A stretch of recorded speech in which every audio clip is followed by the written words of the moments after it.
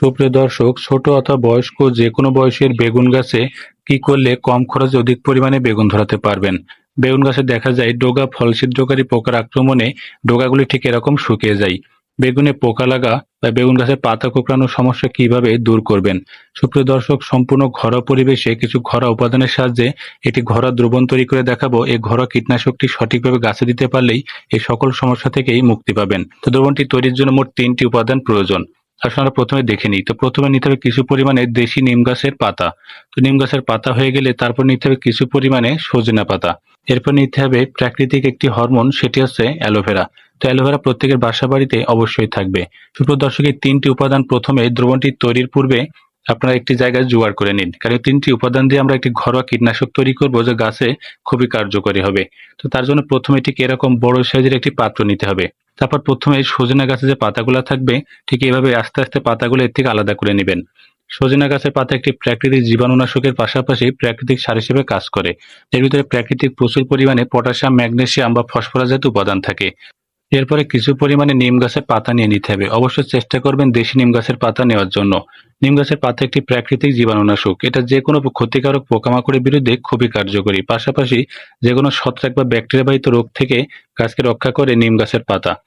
এরপরে নিতে হবে একটি অ্যালোভেরা এবং সেই সাথে নিতে হবে বড় সাইজের একটি চাকু। তো আমরা চাকুটি নিয়ে নিলাম। এই চাকুটি দিয়ে আমরা এখন অপারেশন করব। সুপ্রিয় দর্শক, ভয় পাবেন না, এটা আপনাদের জন্য না, এটা আপনাদের অপারেশনের জন্য না। এটা আসলে এই অ্যালোভেরাটির অপারেশন করা হবে এই চাকুটি দিয়ে।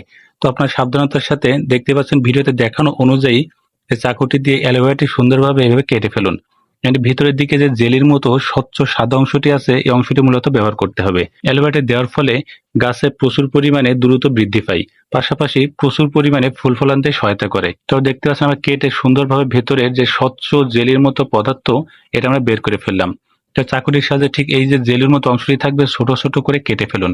যদি কিছু সাহায্যে বেটে পেস্টের মতো বানিয়ে দিতে পারেন বা হাতের সাহায্যে এটাকে সুন্দরভাবে এর ভিতরে মিশিয়ে দিন।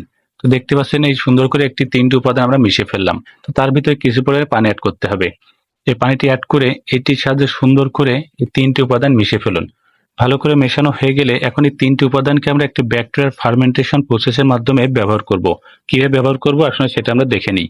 তার জন্য ঠিক এরকম বড় সাইজের একটি পলিব্যাগ নিয়ে নিতে হবে। তো এই পলিব্যাগের মাঝখানে আপনারা অবশ্যই এই যে দেখতে পাচ্ছেন দ্রবণটা আমরা মেশালাম সুন্দর করে ভিতরে বসিয়ে দিতে হবে ঠিক এভাবে। খেয়াল রাখবেন পলিব্যাগের ভিতরে যেন কোনো ছিদ্র না থাকে। এই যে ছিদ্রহীন একটি পলিব্যাগের মাঝ বরাবর এই যে বসিয়ে দিলাম, এই পদ্ধতিকে বলা হয় ব্যাকটেরিয়াল ফার্মেন্টেশন প্রসেস বা সম্পূর্ণ গাজন পদ্ধতি।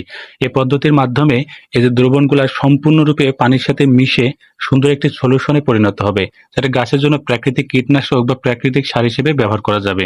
তো অবশ্যই এটা ব্যবহার করতে পারবেন 2 থেকে 3 সপ্তাহ পরে।